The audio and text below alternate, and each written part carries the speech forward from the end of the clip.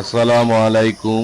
আল্লাহ এমন কোনো রোগ সৃষ্টি করেননি যার প্রতিষেধক তিনি সৃষ্টি করেননি, শুধু বার্ধক্য রোগ ছাড়া।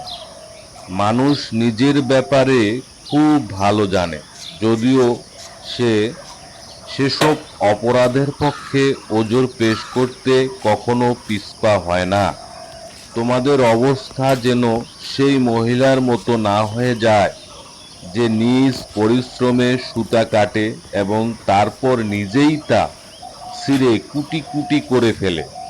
রাসূল তুমি কি সাল্লাল্লাহু আলাইহি সাল্লাম ডাকিলে ওই বলেছেন, লোকটা কি করছে? সকল কাজ নিয়তের উপর নির্ভরশীল, আর মানুষ তুমি ঘাস কাটছে তার নাকি? নিয়ত অনুযায়ী প্রতিফল পাবে।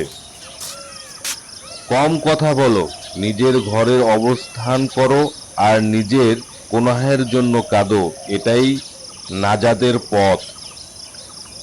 ভালো বন্ধুর উদাহরণ হচ্ছে আতর বিক্রেতার মতো। হয়তো তুমি তার আতর কিনবে, অথবা না কিনলে তুমি তার সুগন্ধি অবশ্যই পাবে।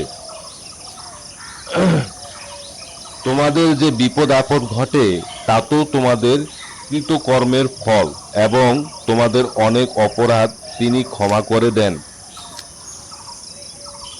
নিশ্চয় জান্নাতবাসীরা আজ আনন্দে মশগুল থাকবে, তার স্ত্রীর সাথে আসলে হেলায় দিয়ে উপদিষ্ট থাকবে।